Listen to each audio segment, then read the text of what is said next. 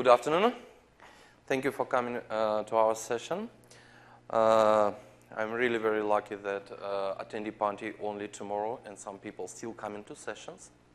So thank you very much for attending. And today we're gonna talk about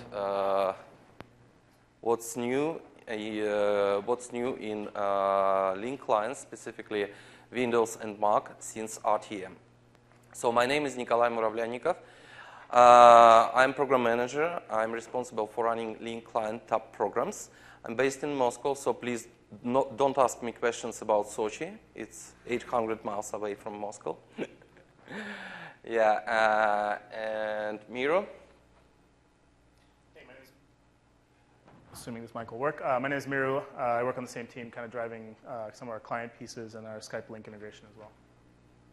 Thank you. And today we have a very clear goal is to overview new features in Lync clients for Windows and Mac. What I'm going to do, I'm going to present and demonstrate all features, so it's not going to be like presentation, it's mostly will be demonstration. So please feel free to stop me and ask any questions if you have. We also want to hear your feedback about these features, and we also want you to provide us more feedback about features you need for your business. So we have 5 feedback sessions tonight, starting at 5:30. So here I have business cards, so you can find here schedule of those sessions. So please come and suggest new features, because we have ability today to talk about new features because of your feedback, because you provided this feedback and we implemented those new features in Lync client. So please come to our feedback sessions and provide even more feedback in order for us, Miro and me, to be on the next Lync conference and talk about more new features here. So thank you. So I just want to start with a short overview of history of Lync clients and how we get from this client. Do you know which version? What is the version of this client? Oh, sorry. Oops. Yeah. What is the version of this client? No. 2005. Skype credit. How we get from here to this client? I won't ask about what is the version of this client. Assume you all know. So I just want to overview history of our clients. So we started, of course, before Live Communication Server because we had some kind of functionality in Exchange 2003. But as separate product, we started with Lync Communication Server, and we released Office Communicator 2005 for Windows Mobile. And we released a very interesting client, Microsoft Messenger for Mac. It worked with Macs starting from version number 6. Then we had clients with OCS and OCS R2. We had the same set of clients, so we had clients for Windows, Mac, Windows Mobile.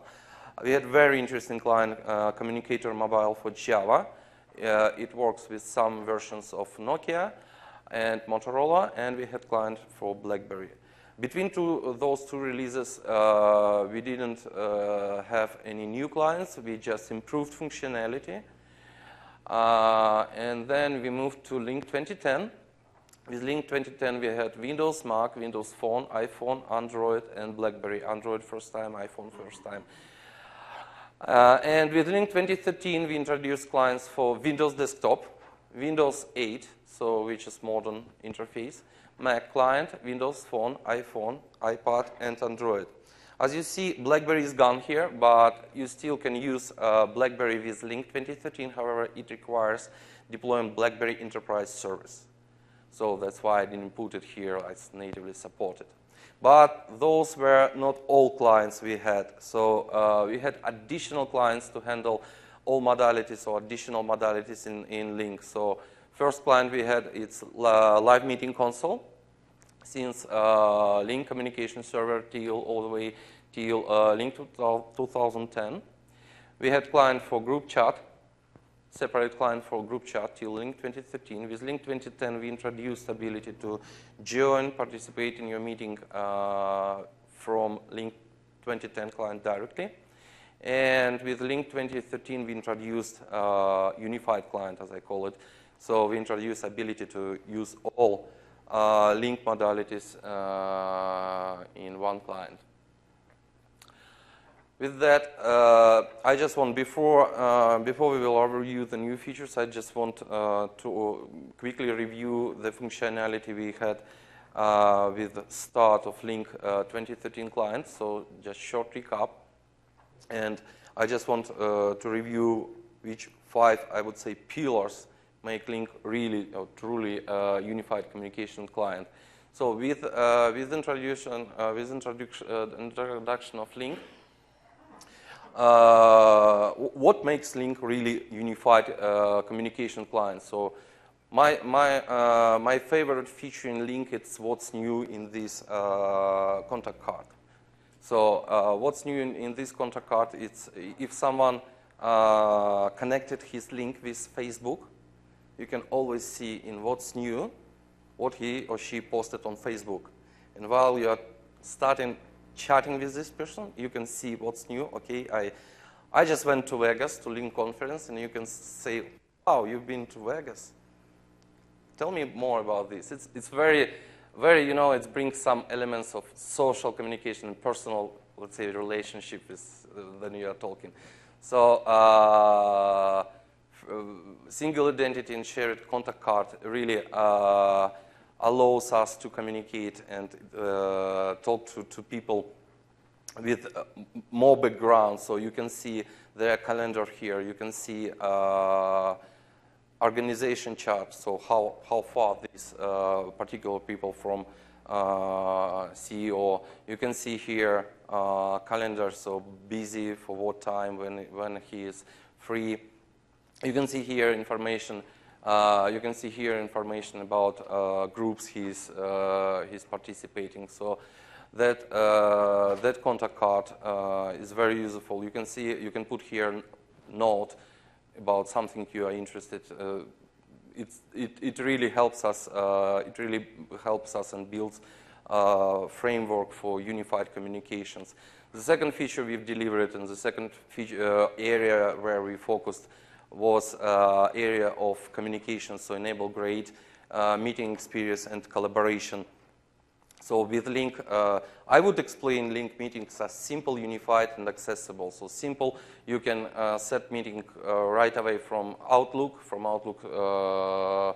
Calendar, you can set in separate. You can set all your meetings in separate areas. You can, while you are setting meeting, you can disable video. You can set. You can say, okay, disable IM with newest updates. So it's a very powerful tool. During the meetings, you can share whiteboard, you can share poll, you can choose which monitor you can present, you can upload attachments. So this is the second area, I would say, which makes Lync client truly unified communication clients. One key differentiator of Lync, of course, it's all features we've delivered on RTM. One very great feature which differentiates Lync is HD support. So you can see in gallery view, you can see up to five video at the same time. You can see who is speaking, and we support H.264 SVC codecs, scalable video codec. Which helps us now introduce, today you all heard we introduced interoperability, and we even shown how it works, interoperability with different systems. OneNote, it's one of the best thing in Lync, I think. So you can put your OneNotes while scheduling the meeting. You can track who you invited. You can track who attended this meeting. So if you want to see the demo of this, I will demonstrate it during my next session. What's new in meeting? I will demonstrate integration with OneNote. You can upload PowerPoint, you can upload whiteboards here and have full track of your meeting content and your participant. So this really differentiates Lync from on the market. And of course, we are proud of our integration with Microsoft Office Suite. So you can see the same contact card in Outlook, Word, Excel, whatever. In every application, you can see those contact cards, and you can start sharing your content, let's say PowerPoint, directly from PowerPoint, not going to Lync.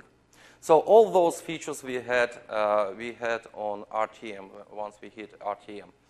But you always wanted more, and we delivered more. So since RTM, we've delivered 40 new features. I grouped them here by pillars. But before this, I just want to say thank you all for providing the feedback, because all those features we have, they are based on your feedback and on your business needs. So we've delivered about 40 new features, and now I just want to overview them during the demonstration. Any questions so far? Yep.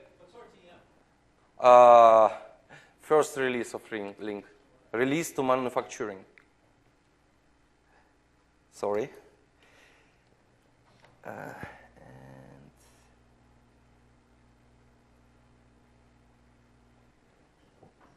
Okay. So let's start and overview new features in Lync. So first area we focused was getting you more control on your contacts and way how they look in your Lync client. So the first feature we introduced with February updates was ability to show contacts with away of line and unknown presence in a separate group. By choosing this, you can get rid of away contacts and contact only to people who are really online and who can communicate with you. I'm visiting our customers, and I see that many people use this feature actually. So it really helps not to distract your attention and focuses on people who are here online now. The second feature we've introduced very early. Again, it's dedicated to control over your contacts. It's allow invites from domains my admin hasn't verified. So if you check this button, so someone from Skype, let's say, can contact you. If you uncheck this button, and you will try to find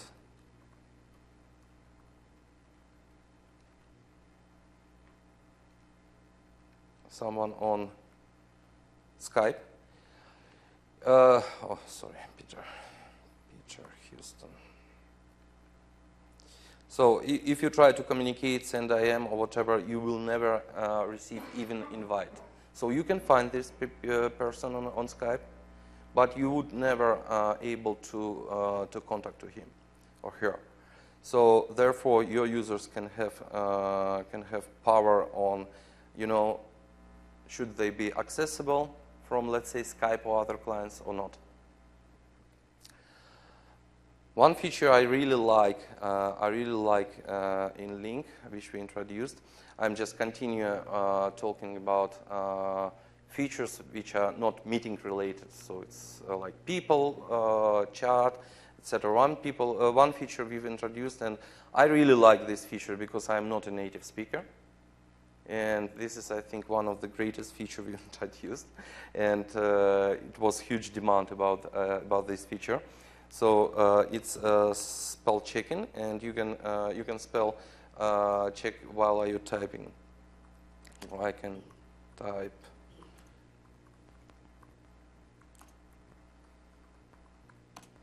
And as you can see, the logic is the same. The logic is the same. It's the same logic we have in other Microsoft products. You just get your misspelling bold in red, and Lync can easily help to here.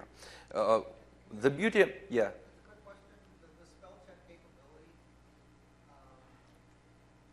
is that basically all handled in terms of the overhead on the whatever device it is the client's on? In other words, none of that activity is required to go across the network or anything back to the Lync pool, right? Yeah, yeah, it works. It's all client side. It's all client. It's the same engine we have in Microsoft Office Suite. It's the same. One of the very demanding feature is ability to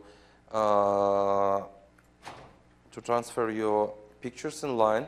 So before this, if you transfer some pictures, or if you put some pictures here in IM window, you had to actually save this picture, accept this feature, and only then you can review it. But what if you don't want to see, or you want just to overview it here and don't want to save those pictures on your hard disk? So we've introduced this picture, this ability. So we introduce ability to put pictures in IM and view them on other side. So Miru can send me this picture again. Yeah. Any questions so far? Apart from so you mean if you said it automatically corrects as you type now? No. It highlights your misspelled words, but it doesn't automatically change the word. And do you need this feature? Yes. Please come to our session, feedback session today. Really, we want to talk about this. Okay. Is all the content that's pasted in retained in conversation history? I assume so. So you mean if you go to Outlook and Yeah, you paste in a picture or whatever, is that going to be retained in your conversation history if you go visit that later? no? I don't know off the top of my head. Yeah, no. We can follow up. We can follow up. Yeah. That's fine. Yeah. All the text and everything is. So. Yes, yeah, but yeah, we can follow up. Yeah. Correct. Yes, it's CU3, so we released it in September. To go back to your question, I don't think we are storing it in conversation history because even file transfers are not Yes, stored in we don't conversation store. history either. But It's we will local follow up. to the piece. But That's considered a file transfer. it's treated as a file transfer, but we're showing it in the UI a little bit differently in the sense that users can open it and view it because it's an image. They don't necessarily want to save it before they view it. They just want to view it. So, but the underlying mechanism is around file transfer. So I don't think we are storing it, but we'll follow up with you offline. Yep. As we started to talk about pictures, one more feature we introduced here since RTM is ability to put your own picture instead of corporate one. So assume situation you are federating with other company, and obviously this company doesn't have access to your corporate address book, and they don't see corporate pictures from address book. So in order to address this, we've introduced a feature which allows to show you a picture from a public website. Here's two considerations. First, the photo shouldn't be bigger than 30 kilobytes. It should be smaller than 30 kilobytes. And the second consideration, all people who are talking to or communicating to, they should be able to access these pictures. So if in this example, for example, in this case, for example, I put this picture on Facebook. So in order to see it, other people should be registered on Facebook. If they not, they won't see this new photo. Was there an ability just to upload a picture into Lync? So upload into Lync? No. The way we are working with our pictures is that we take them from Active Directory, or point clients to external link, like in this case. So you don't have ability to upload a picture to in link client directly and just then show everyone. No, we don't have. Do you think we should have it? We get a lot of acquisitions that Uh-huh. are tied into our, we're integrating with our Lync, but they're not, their active directories aren't.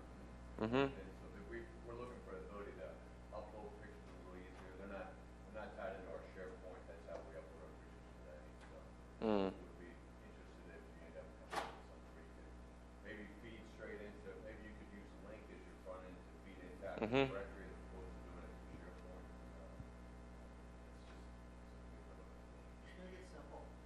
Hmm? Just make it simple. Yeah. User ought to be able to just upload pictures. Okay. Thank you for the feedback. So those were features related to. Yeah. Yeah. Sorry.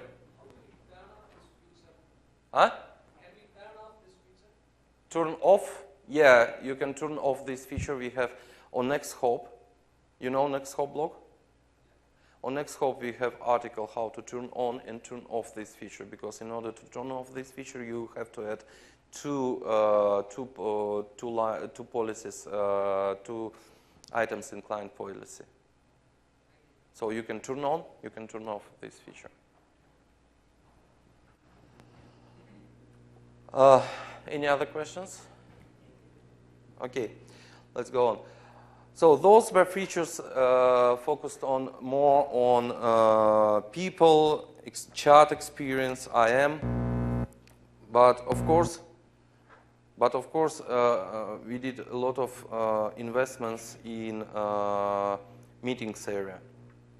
The first feature we introduced in Lync client is meeting view. It's very useful feature. So meeting view allows you to review your meetings for the day and then join them in one click directly from this meeting tab.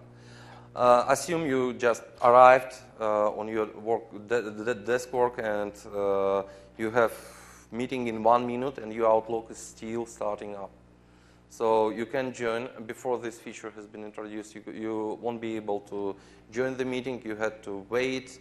And with this, you can just simple and easily join the meeting in one click here, right away from this tab.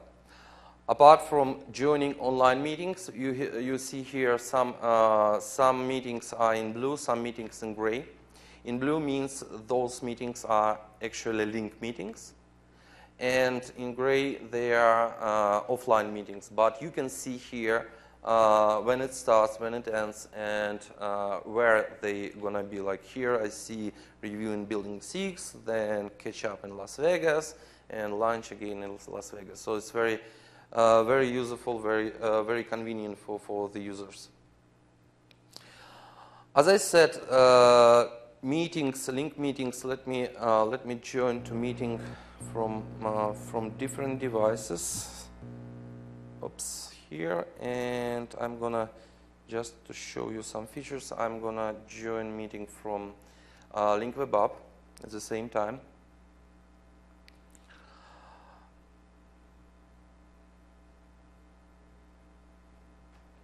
Joining while it's joining. So we brought 2 more features, or even 3 more features in Lync meetings.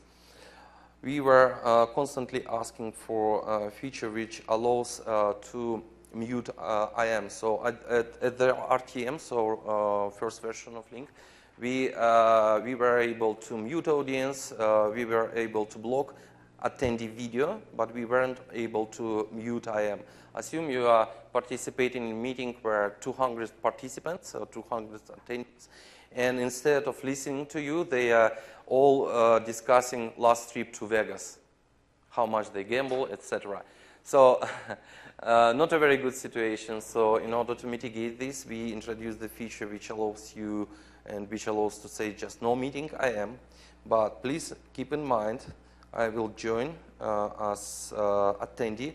Please keep in mind that everyone who has presenter rights can can unmute your IM. So now I have two presenters, and Anna, she can unmute IM. So she can just go here and unmute IM. If you are joined as attendee, in this case, you cannot unmute. So if you go here in actions, you see it's great. So when you are scheduling the meeting, please keep in mind the importance of putting people in presenters or giving them permission of presenter or giving them just permission of attendee. Attendee cannot do this. So if I promote someone to presenter, so if I promote it, so I join in the same meeting from Lync client and at the same time via Lync web application, just to show you. If I promoted someone to presenter, now I have ability to allow this and disallow and allow. So please bear in mind this and make sure you distinguish people who should be presenters and who should be just regular attendees. One more thing about this feature, this particular feature, is that the behavior of this feature is different if you are muting, unmuting during the conference or at schedule. So here I just muted or unmuted at during the conference. Let's mute audience. I am during the schedule and see how it's different. So I will just put new meeting, Lync meeting, and I will say disable IM at scheduling. I am mute. Test. So now I scheduled this meeting. I am joining to this meeting.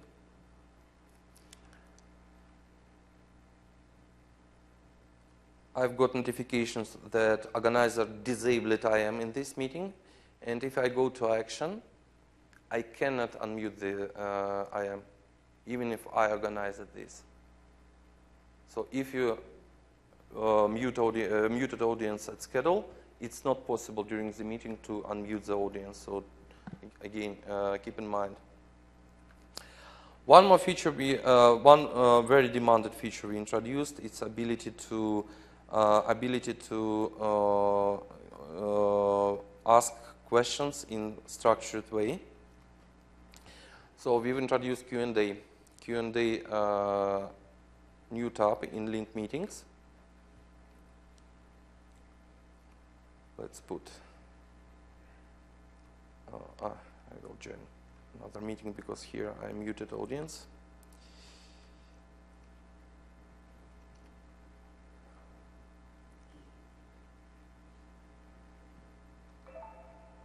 Oops. Okay. So we've introduced a structured way to collect and answer questions questions during this session. So if you have like say if you have some meeting contents, in my case I will upload here PowerPoint presentation. You can see tab next to presentation, it's Q&A, and you can have those two separate tabs. And your end users can actually switch between those two tabs to review presentation or just to ask some question.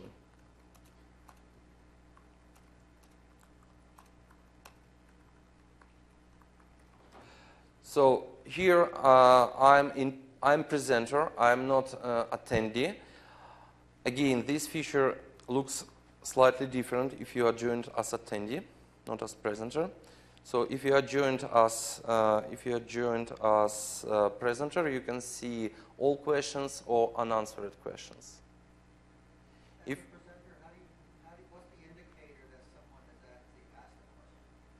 so, the indicator now it's just to go to Q&A and see if you have here unanswered questions. So you would, if you were presenting, you would never know that somebody Yeah. submitted a question. You simply have no indication that that occurred. Yes. So you can just go to this tab and review. Right? That might be an improvement, something that gives you an indication that somebody's presented a question. Okay, it's good feedback. Otherwise, why would you ever go there? Yeah, so typically I think the scenario that's around this is that you would have like a group or a team of folks that would be monitoring Q&A while someone else is presenting. So, but that's very valid feedback. That, Very valid if feedback, I'm yeah. presenting and monitoring Q&A at the same time, just Yeah. how do I know that there's a question that's being asked? But now you can just go to this tab and review unanswered questions. So if you are presenter, you see unanswered questions. So if you are an attendee, you see my questions in this tab. This is the difference between. But thank you for feedback. Oh, I actually here I see the 2 questions in Lync web app, but I don't see them. Presenters make a question available to everybody? They actually all available to everybody. So here I asked one question as Peter and the second question as Nick. Here I joined as presenter, Peter Houston. And let's move to attendee view. So here is attendee view. Here I am joined as Nick. And as Nick, as attendee, I can see again all questions, or I can see my question only.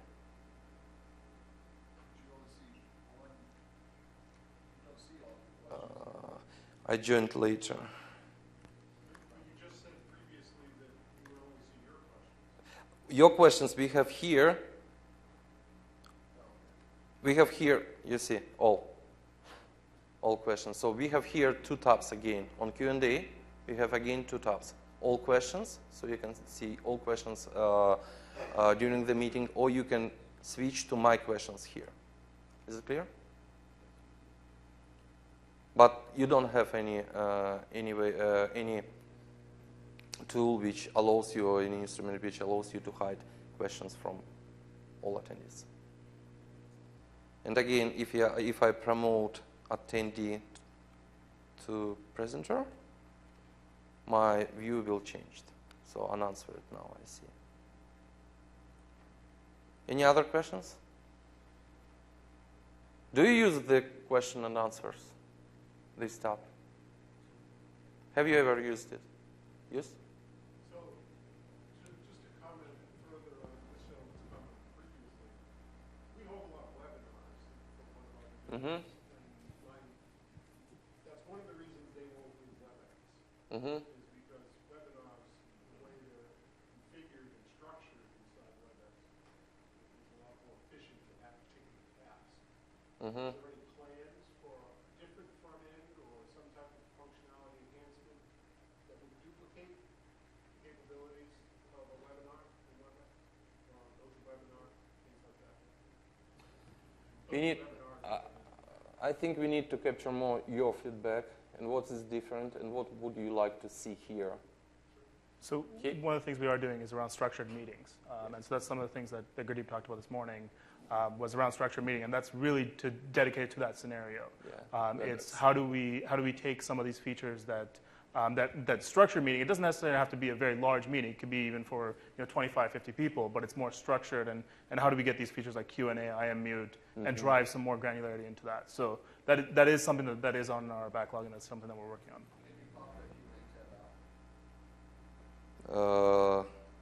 No, it's fixed. It's fixed, yeah. It's fixed. So pop up at. Okay. That's good. I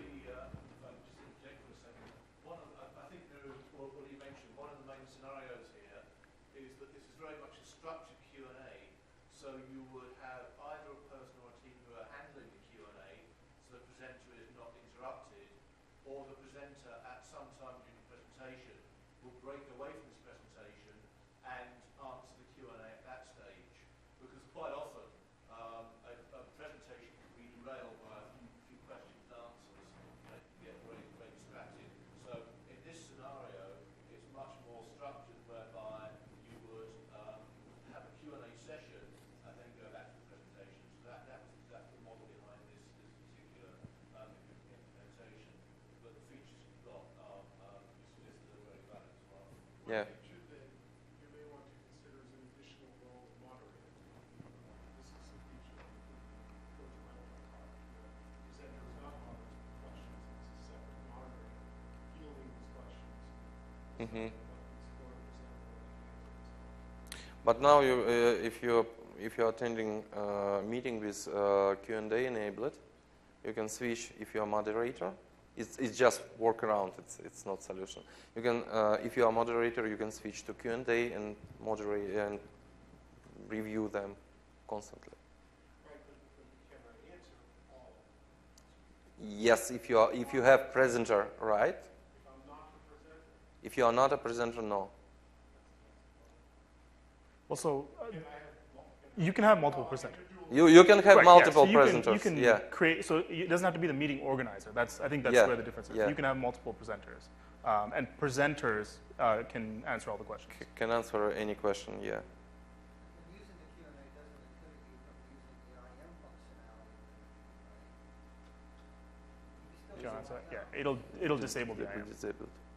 So when you enable Q&A, it disables. It disables IM, but you can enable them. You can re-enable it by default. By default, when you switch to Q&A, yeah, it will it's turn just on. disable. Turning on Q&A just disables IM, but you can enable them.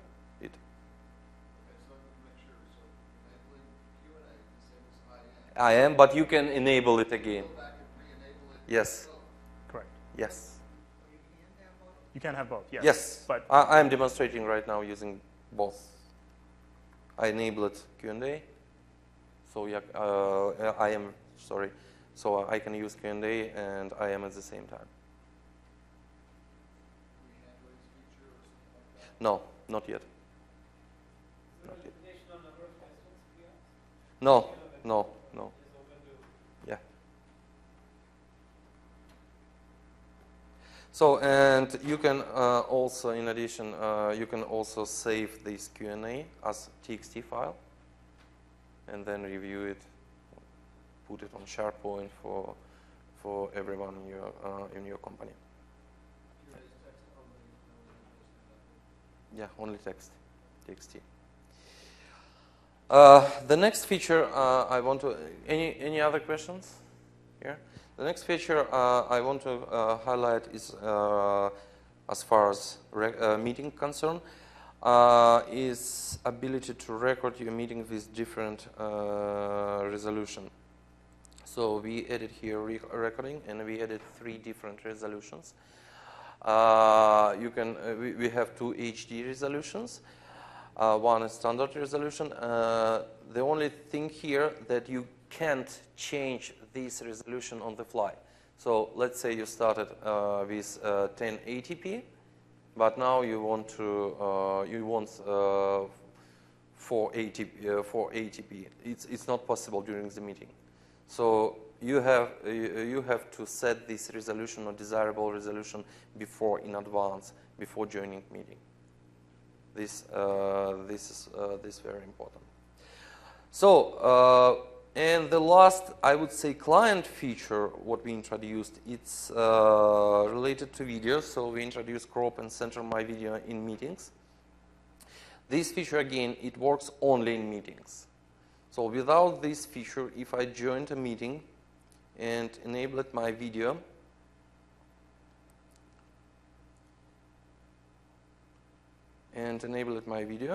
so like here, you see it's white video. So picture is not optimized for, and assume you have like 10, 20 participants and they all show you white picture. It's not very useful. So you can change this behavior, but again, it works only for meetings. If you join a one-to-one call, it will show you in white screen. Oh, sorry, my video. Crop and center. Stop. Now it's just, I need to rejoin the video and put mirror away because camera detects mirror. So that's one of the other things that it will do is that if you have 2 people side by side and they're trying to join, and they're joining from one laptop, for example, it will be smart and realize that, hey, there's 2 people, let me expand, as opposed to if there's one person, it'll kind of focus on that one person. Yeah, So. and you see now it's narrow. narrow view. So camera focused on my face and nothing more. And that setting has no bearing at all on the stream that is transmitted, right? It doesn't produce different bandwidth or anything. It's only the recording. Yeah, yeah, absolutely. So those are features related, I would say, to end users. Any other questions on end users related features? I've got a couple of questions. Sure. So going from 2010 to 2013, in 2010 when you were in a meeting, the ability to mute someone was just right there. But it's also here. Mute and unmute someone. You can mute, unmute. But how about even just muting and unmuting yourself Mm-hmm. within when you're viewing, right? And in 2010 it was just a click of a button. It actually showed up in a couple of places. Mm-hmm. To do that now, you got to pop open one of the menus down below. Mm-hmm. Here? Yeah. Well, that's. You have to rejoin. I need to rejoin. Yeah. I think you do. Oh Yeah. yeah. So I need to rejoin. So that was the case that when we did release initially, we did release an update after that. So you can actually just click on that button, and it will act the same way as 2010. So clicking on that button will, correct, yes. Yes. And it will toggle, correct. Yeah, there's also a keyboard shortcut, Windows key F4, that will mute and unmute.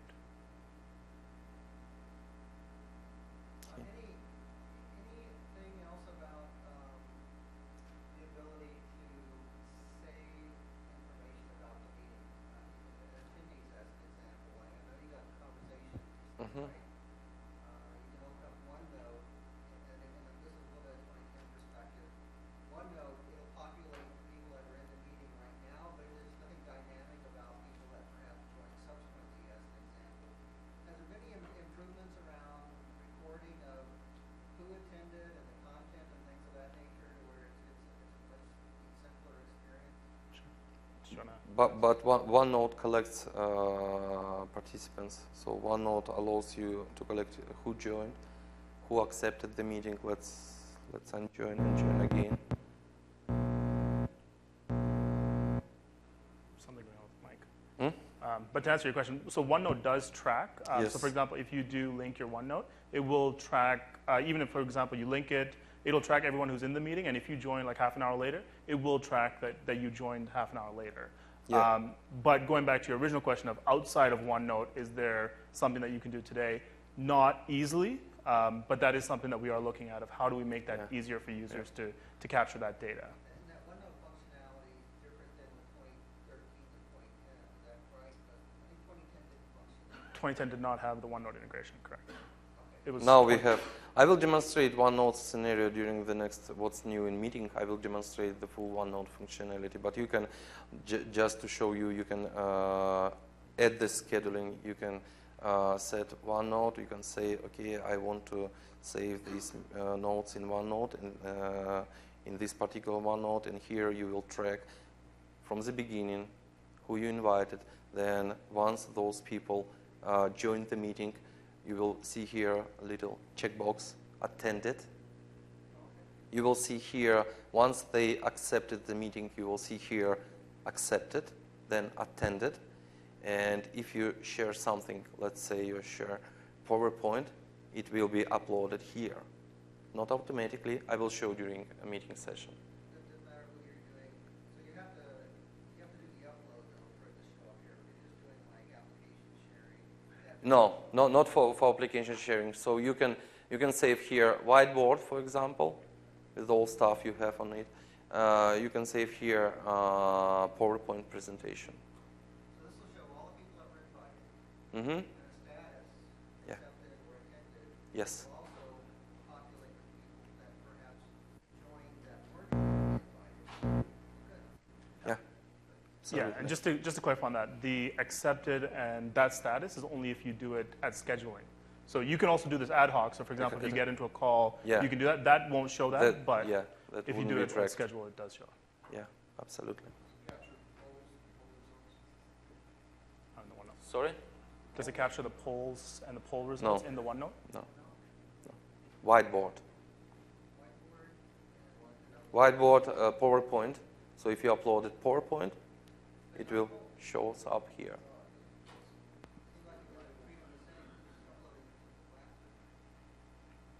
It's good feedback.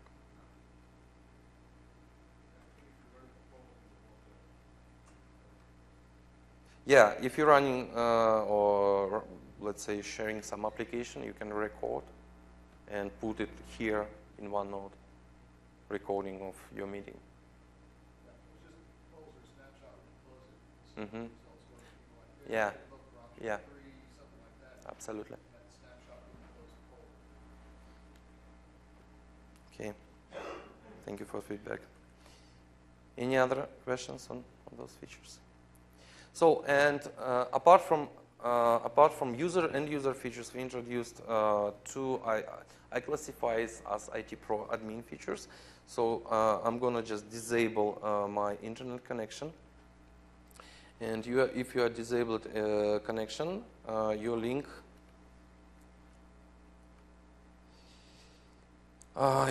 if you have some problems during the sign-in, your Lync will. Oh, interesting. Sorry. I will start Lync.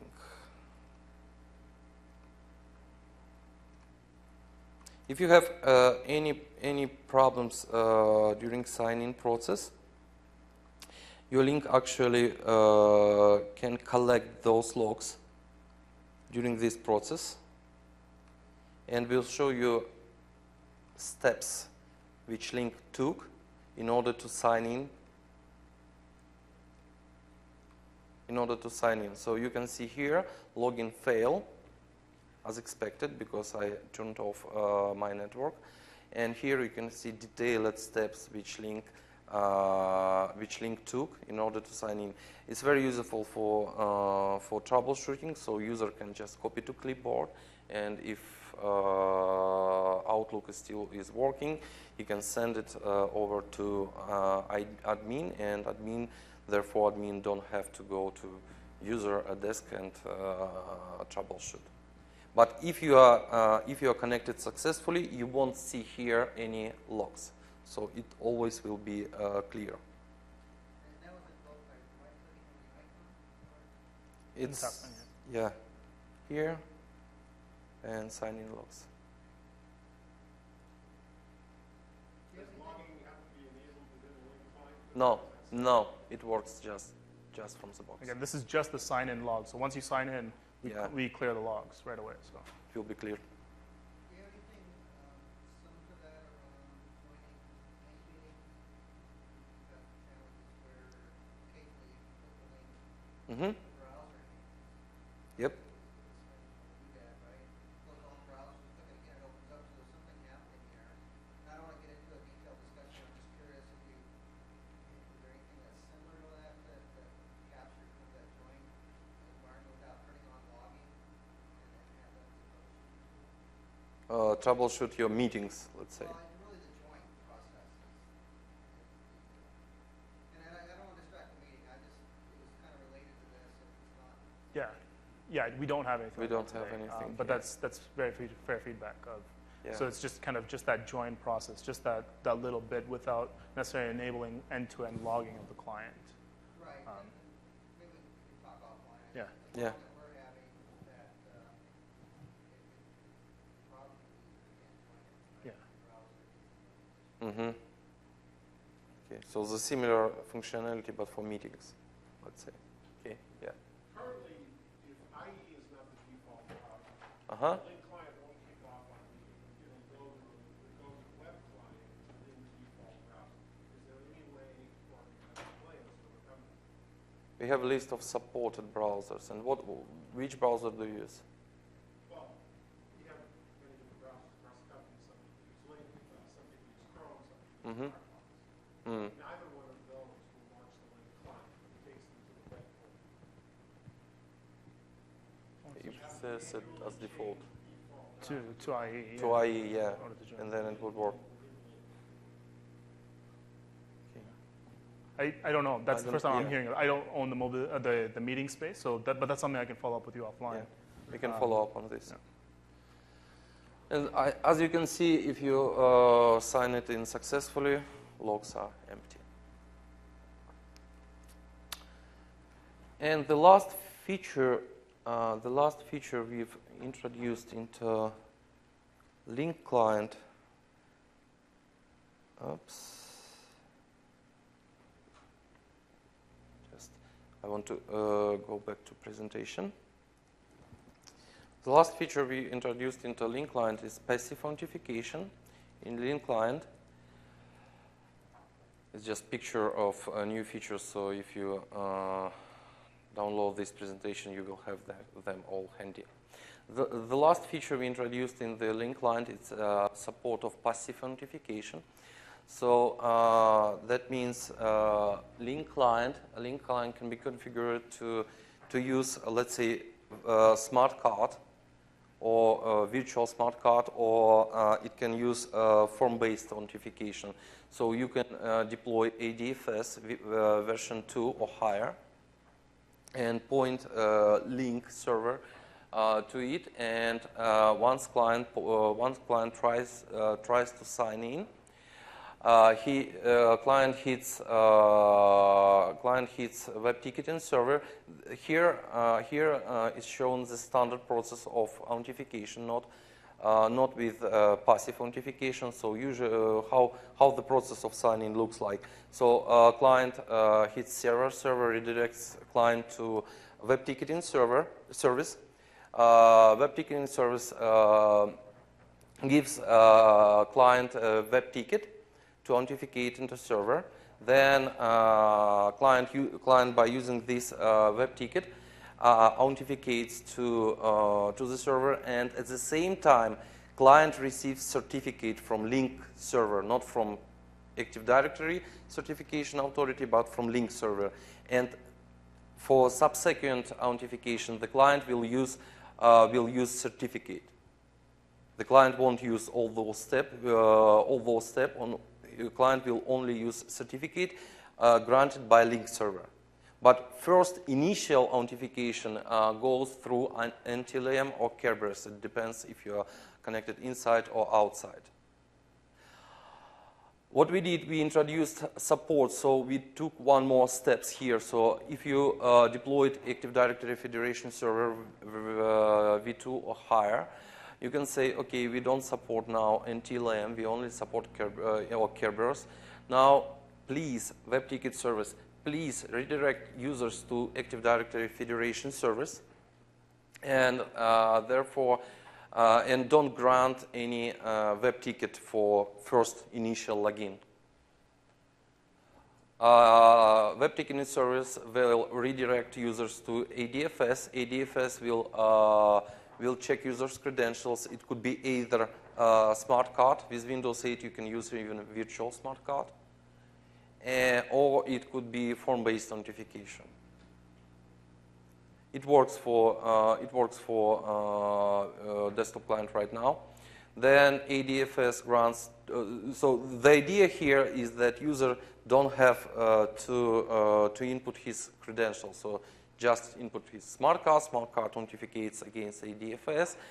ADFS grants token to user, and user uses this ADFS token to get again web ticket. So initially, you won't get this web ticket. And then, then using this web ticket, we can authenticate against the server and request certificate, but certificate from Lync server. All subsequent authentication will go with certificates, so you don't have to input your credentials or use other means of authentication. So this how our passive authentication works. Any questions here? Is it clear? Yes. Question around the ADFS. Does it have to be ADFS server, or you can be third party like It has to be ADFS v2. However, you can use third-party authentication provider with ADFS, supported authentication provider with ADFS, but it should be ADFS.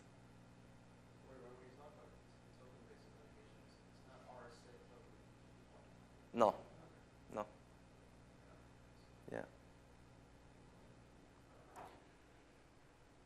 Any other questions on this stuff? No? So with this, I want, yeah.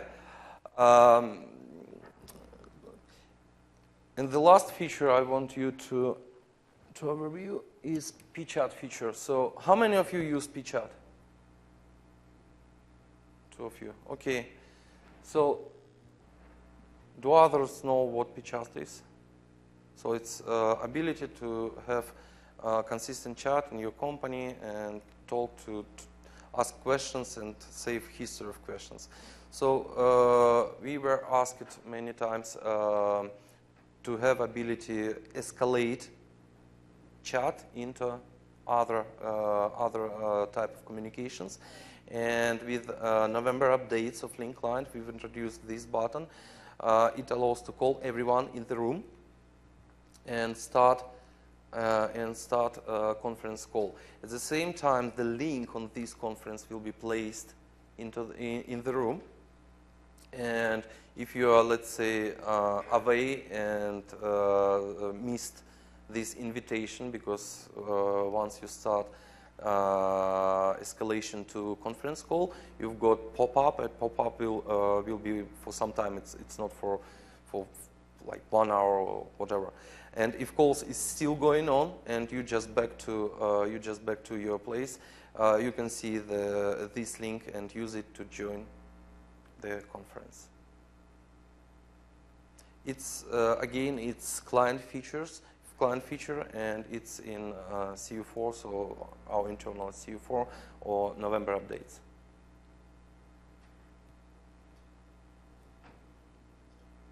Any questions?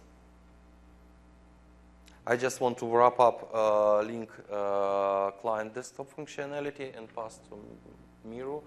We'll cover Mac functionality. Any questions on desktop? Yep. Did you cover the ability to three-stage poll information, so you present several polls right in a row, or anything where you have those basically on stage but not shared or anything? So you can do that today. You can do it today. It's not a new feature. Yeah. Yeah. Yeah, so if you join the meeting ahead of time, you can have all of that shared content ahead of time, like even PowerPoint decks that you've previously uploaded, and then stop sharing, and then at time when you're ready, you can kind of hover over that share menu, and then choose the right poll that you'd like to. Absolutely. And then you can name the polls, so you kind of can track which poll. Do they have a lifetime where you can do it like a week ahead of time? Yeah, you can do this ahead of time, but you need to control. I believe we have a server configuration which says for how long the content should be retained. Yeah. Yeah. Uploaded content. Yes. I don't know if it applied to this as well. So Yeah. Yeah. if you have a very short span, 30 minutes or whatever, Yeah. that's the amount of time. You can configure it. Yeah. Absolutely. So it's that setting on content expiration applies to all content types, not just content. For example, You yeah. treat polls as content. Yeah. For example, while preparing this demo, I uploaded this content and it's still here. It's still here.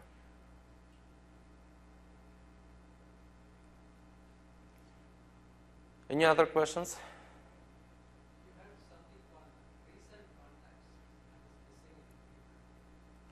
That was missing. Recent contacts? Yeah, that was there in 2010. It's not. 2010. There. It's not 2013. So we do overview now of features we've included in Lync 2013 since release date. So we cover 5 CU, yeah, 5 CU, 5 cumulative updates. Do you have any plans to bring back that feature? Currently, no. No. We don't have any plans. There's no active plans to bring that back. I'd love to get your feedback. Your feedback, yeah. Maybe offline about kind of the use case around that, the specifics. Business around scenario. that. But yeah, no active plans to bring that back right now. Did y'all resolve the defect where if you had one person who was supervising another one and that person supervised that other person? Did y'all fix that for us? Supervise. Are you talking about the delegates?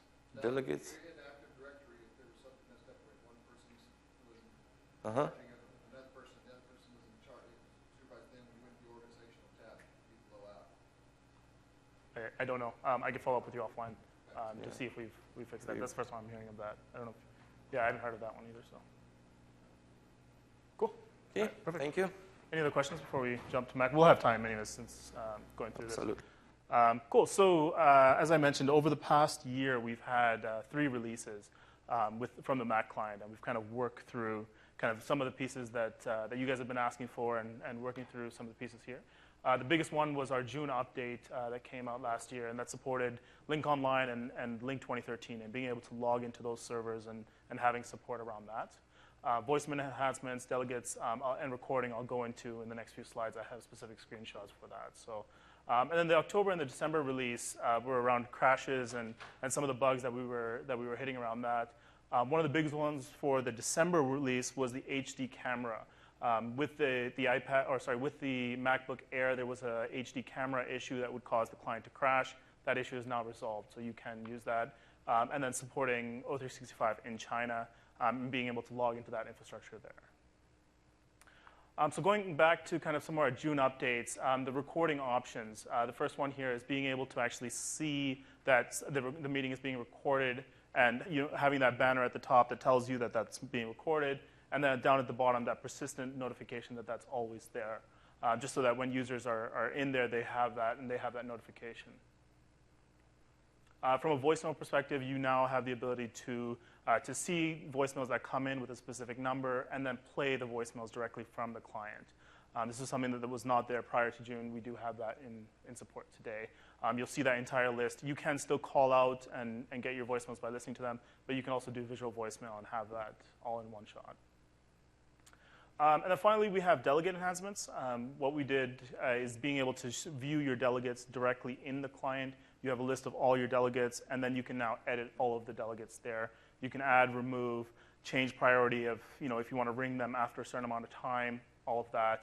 And then the toast notification as well. So if an incoming call comes in that's picked up by one of your delegates, being able to show that directly in the toast, that this specific user has selected that.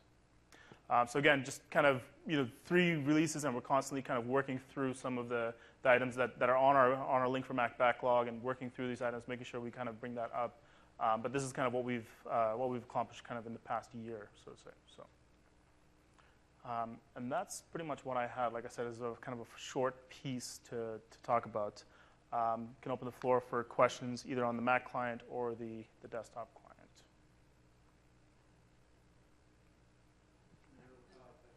There was also a hotfix update that Mm-hmm. came last week, which actually fixed one of the key issues that one of my customers was. Yeah, it was 2 weeks ago. Yeah, which Yeah. is the presence in Outlook for Mac. Mhm. Consistent presence in Mac. Correct. So that was fixed as well. Yeah. That's all for Mac. Cool. Thanks. Did you indicate you were going to be available later to talk more about potential? Yeah. So I don't know if we have this.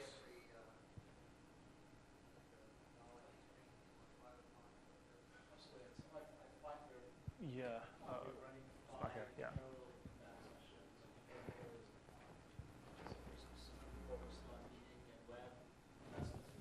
Here is the schedule.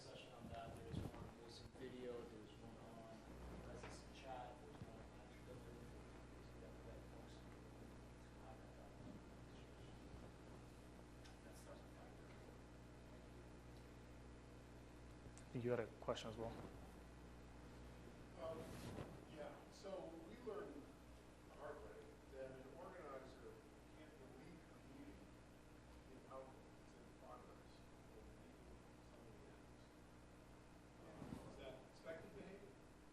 If you, as an organizer, cancel the meeting or you delete the meeting. Yeah, so for example, there was a recurring meeting. Uh-huh. There's probably 15 minutes left in the meeting. We decided we wouldn't hold it anymore, so we deleted the recurring session.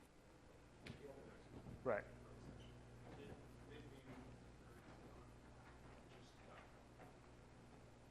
Yeah. That's the first time I'm hearing of that. Yeah, I the don't same. No, Yeah. it's the first time. we replicated the issue. Okay.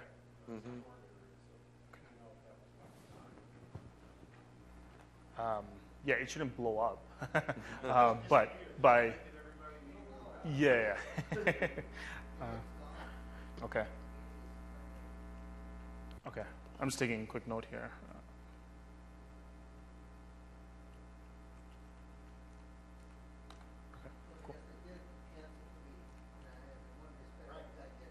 I was just surprised that a meeting already in progress killed the meeting without canceling. Right.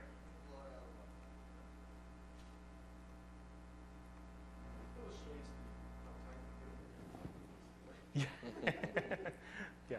Well, the meeting link is no longer valid, so I mean, it Yeah. kind of stops Yeah. that meeting, but it should be a little bit more graceful in kind of how it stops. Yeah. Cool. Any other questions?